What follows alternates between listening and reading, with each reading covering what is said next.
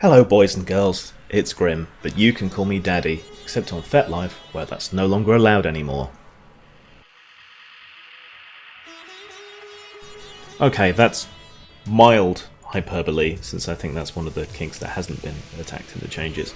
I was made aware of this via Violet Blue, who you should be following on Twitter and elsewhere if you aren't already. You should also be following Porn Panic, or also called Sex and Censorship, if you like to keep up on censorship issues, particularly around adult content issues. But it seems that Fetlife, which is basically a big social network for kinky people, is under attack. It's being censored, and this is part of a wider push against adult content on the internet that is going on and has been going on for a while. This is going to be a long one because there's quite a few things that need to be discussed in relation to this, and I would rather have this be a single self-contained video that covers all of this rather than referring you to other things or sending you off to other places. So I'm going to try and cover everything that's going on that relates to this issue. So strap yourselves down. It's going to be a long one, or have a friend strap you down for you. In this day and age, disclaimers are unfortunately necessary. So I'm going to be talking about kinks and things in this video that I don't necessarily like, but I don't condemn or condone them either way. One man's kink is another man's squick, and vice versa. It's sad that that needs to be said, but that's the state of the world we live in today. So with this Fetlife incident, what first happened was about a week ago, a bit over a week, nearly 2 weeks, coming up on. A whole bunch of groups, which I guess are like forum pages that you can join to discuss various things, and a whole bunch of kinks. These are apparently like profile tags that you can add, so that if you're into spanking or fisting, you can have that on your profile and people know what you're into, what each other are into, and can find each other better and show what they like up on their profile for everyone to see. And suddenly a whole bunch of these were wiped out. Now, some of the older ones amongst you may remember the purge of a similar kind that happened on LiveJournal some years ago, where all of a sudden a bunch of erotic fanfic and so on groups and pages were just wiped out virtually without warning. And this appears to have been a similar thing, and it never presages anything good. Now, whatever you think of any of these particular things, I think we can, if we're reasonable, all agree that what people get up to in private or even in semi-public amongst consenting adults should be tickety-boo, no problem for anybody, none of your fucking business, at least for the most part. And yet, here we are. So, why did this happen? No explanation was particularly forthcoming until yesterday. A post was made on Fetlife and rapidly disseminated to the wider internet explaining what had happened. And what had happened was that credit card companies had started putting pressure on the merchant processing and so on that Fetlife uses, saying that this is immoral, this is illegal, this is bad, wrong, you're not allowed to do this, and if you don't sort it out, we will no longer process credit cards for you. Now, when you're a site reliant on online payments and so on, this is the nuclear option, basically. If you're under threat that you can no longer accept money, you no longer have any way to pay for the bandwidth, pay for the hosting, pay for any of the processes and so on that you need, pay for staff and so on. So you basically have no option other than to buckle. One of the site owner-operators, John Baku, explained what had happened, that this had been sprung on them by two credit card companies, applying pressure to their merchants, who had then talked to them, and they basically had no choice but to make that knee-jerk reaction to show willing in order to keep the site going. But before they went any further, they consulted on the inside, they consulted with their close partners, They consulted with the National Coalition for Sexual Freedom, worth a follow, and the Free Speech Coalition, also worth a follow. They talked to obscenity lawyers, anyone else they thought might be able to help them. But they were just backed into a corner. There's too much financial risk. If they want to keep the company going, if they want to keep the site going, they basically have to comply for now and look into ways that they might be able to do something different in the future. But basically, you're screwed. Now, I've banged on about commercial censorship for some time, and you need to understand that this is censorship by the back door. You could argue that businesses have the right to do business or not do business with anyone they like, but when you get to banking, it gets into this kind of weird pseudo-legal territory, where the interwoven network of companies can basically force things and fines on each other, often with government backing and pressure. So it's a weird mix of things going on, and it's hard to unpick. But here's what basically happened. So Fetlife relies upon a merchant account, which means that you can pay them to, donations to give you a better membership, to help support them and so on. They say approximately half of their money from advertising and about half from donations, and they would run a loss without donations and memberships and support of that kind and so on. These merchant companies rely on credit card companies, and credit card companies are interlocked with the banks. So if the credit card company says, no, we don't want to do this, you immediately have a problem in that you can't then process those credit card payments, which means you can't then get support. You can't get the money if they're refusing. And fines can be levied all around the place. So if they continue to take credit card payments, the credit card company can fine them, and so on. Why this happens, how this happens, what it has to do with immoral and illegal earnings isn't entirely clear. Some of it is probably law to do with prostitution, some of it is probably abused law to do with drugs and so on. An excuse that the payment companies often give is that adult transactions are risky, and that pushes you to use other accounts which have a surcharge, so you end up paying a lot more because of the supposed risk going on, even though when you're talking about electronic online stuff, I guess there's more threat of fraud, perhaps, but overall not that different, and it's really, really unfair. And this affects more than websites. You'll find plenty of stories of performers in adult films and so on being unable to open bank accounts because of this moral judgment being held over them. Sex toy manufacturers and sellers and so on. There's restrictions on various sites and so on as well. PayPal often tries to muscle in on adult sales, and for the most part they don't allow them. Same on eBay. There used to be a thriving adult industry on eBay back in the day, and that got quashed because they started refusing to do it. With PayPal, they went as far as trying to censor erotica, just words, ebooks, paperbacks and so on. They didn't want to do that. There was a successful revolt against that, but how long that can continue, who knows. You have these private companies which are essential, which are choke points, and that'll become ironic later, that can severely curtail someone's ability to create and sell that creation, or to consume the things that they want to consume that don't hurt anybody. So what was their problem?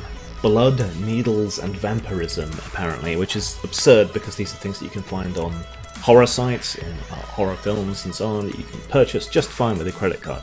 If they're worried about people acting these things out for real, how would you be able to tell necessarily? And what business is it of yours, so long as it's safe, sane and consensual, what people get up to in their private lives? I mean, fuck's sake, there's acupuncture needles. Are we going to ban credit card transactions for acupuncturists? Who knows? But then they came at it with immoral and illegal activity and earnings. that's so broad as to be meaningless. But it gets worse. They don't need to give any reason, these banks and credit card companies and so on, whatsoever, why they regard you as a big risk or whatever. They can just do it anyway. And it gets even worse because they share these lists of people that they consider to be high risk. So once you get fucked over by one, you're fucked over by the entire banking system. And you're just utterly screwed. There is really nothing you can do, and so for the time being, Fetlife can't process credit card transactions and is unlikely to be able to for some time, which means they're basically boned. Are there alternative ways to get paid? Well, some people have suggested things like online payment services or even Bitcoin, or Dunning-Krugerrands as I like to call them. But you run into the same problem as we already covered with PayPal, and because PayPal and other sites accept payments via credit cards into their pseudo-electric currency and back again, you run into the same problem. And that same problem also afflicts Bitcoins. They tried accepting Bitcoins and they ran into exactly the same problem with the Bitcoin company, who basically just... they were being hijacked by the credit card companies as well, because they were allowing people to buy Bitcoin, they were allowing people to sell Bitcoin back into real currencies, and you're vulnerable there again. So what's the point in having Bitcoins if you can't turn them into money and use them? And the Bitcoin company didn't want to run the risk. So again, you're screwed. I mean, get people to send you checks and so on. Then again, you still run into problems with the banks, like porn stars and various other people have. You don't have a right to your own money, it seems, if you do something that people don't like. Well, all this pseudo-legal financial shenanigans comes on the back of various other problems that kink communities and others have been running into. There was a highly publicised rape case in Australia involving someone who was a member of Fetlife, though I suspect if you got the membership statistics for Fetlife and ran an analysis, you would probably find less rape than the average on there. But people don't care about facts, as we're all well aware of by this point. The anti-porn bill had organisations involved that want to see sites like Fetlife completely taken off the internet. You know, that's a risk. We've seen a swing to the right.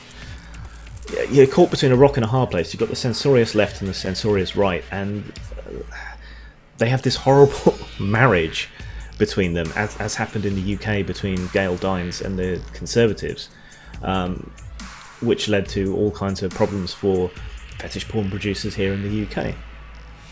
There's been talk of reviving the obscenity task force in the US, and the Republicans now control absolutely everything, and they're on about addressing porn as a health crisis, which should give them the end run around the Constitution, especially if they load the Supreme Court with, you know, more conservative justices. The obscenity laws in the UK are getting tighter. The Digital Economy Bill is going to make things even worse. There's the BPJM in Germany now. There's no way I'm going to be able to pronounce that properly, even though I took German.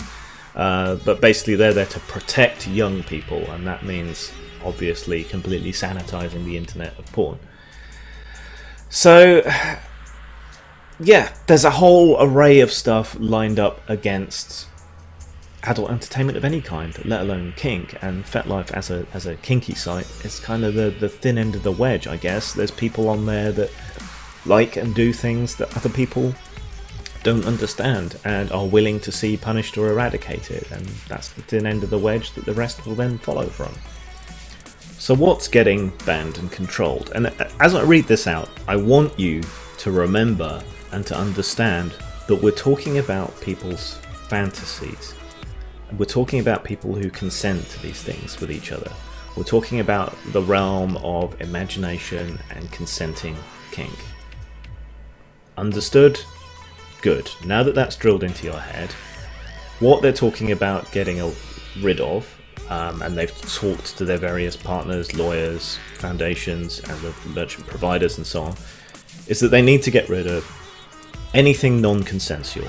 Now, I'm going to emphasize again, we're actually talking about consenting fantasies. So we're talking about consensual non-consent. That means I consent to being whatever.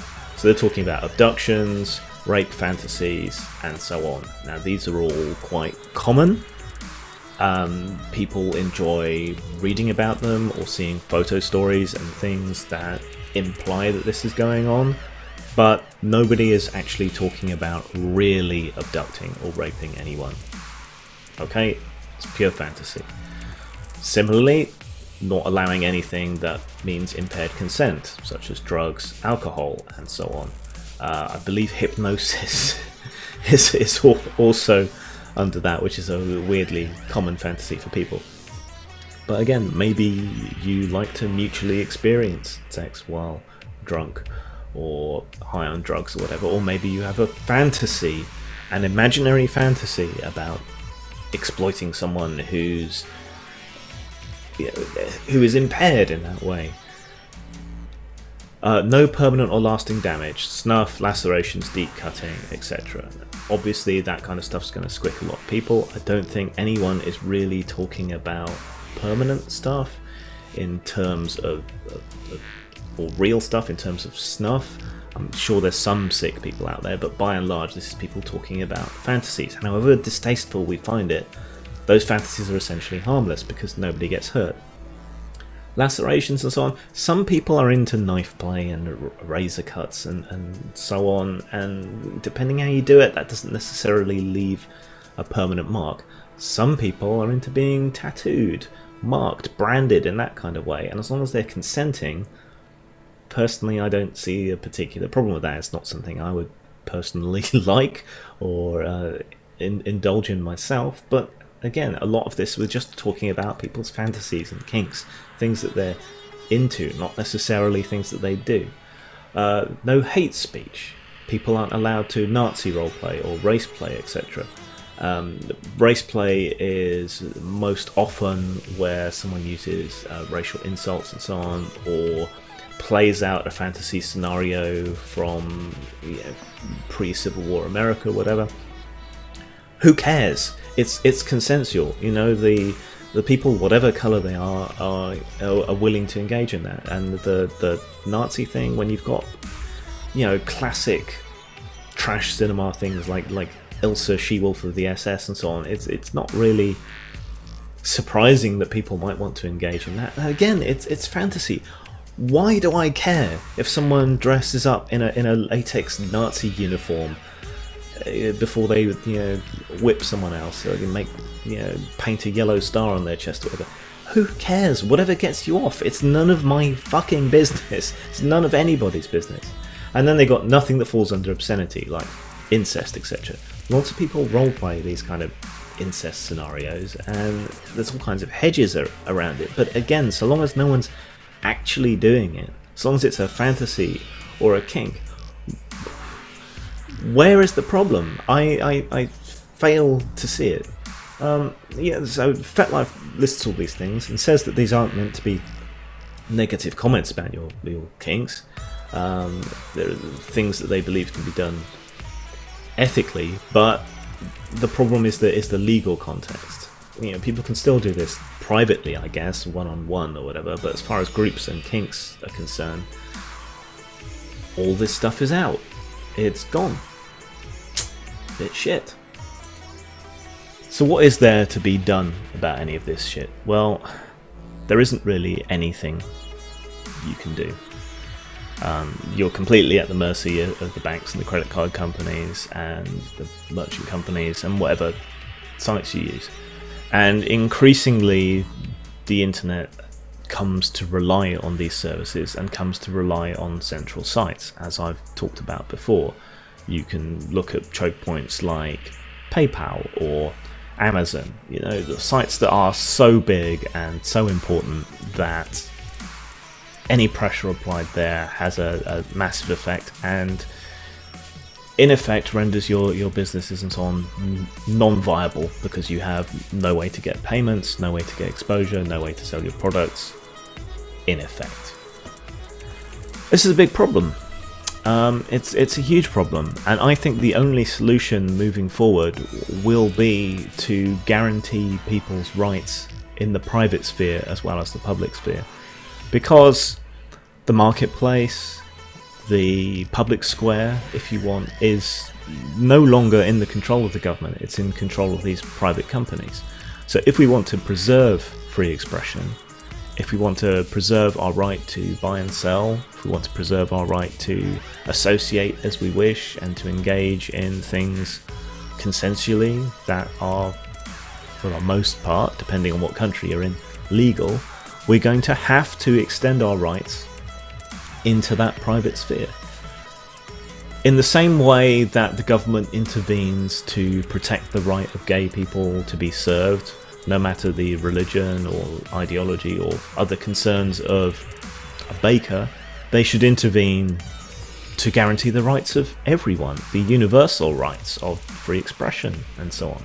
There's not going to be any other way long term to deal with this other than to make that happen. In the meantime, we can apply pressure to some of these companies, we can petition and campaign, we can demand, we can ask, we can speak up. But if you're on the fringes of society, and if you're not a sympathetic cause in the way that homosexuality or trans issues and so on have been, you've got a long uphill struggle ahead of you to make any headway whatsoever. And a lot of this does actually come back to government pressure, at least in the US, and that's why the incoming Republican administration, even though Donald Trump has appeared in softcore porn movies, makes it so concerning, because they're going to have potentially the power to cause these problems on a broader scale. And a lot of this comes back to a policy called Operation Chokepoint, the idea of which was to apply pressure on various illegal and other activities through the government to the credit card and banking service so that they would withdraw service. Some of these things weren't really an issue, but hidden in amongst the drug traders and whatever else, the payday lenders and all the other kind of predatory practices, was pornography. And even though this policy was supposedly retracted, what's happened to Fetlife smacks very much of that operation and the modus operandi that it engaged in.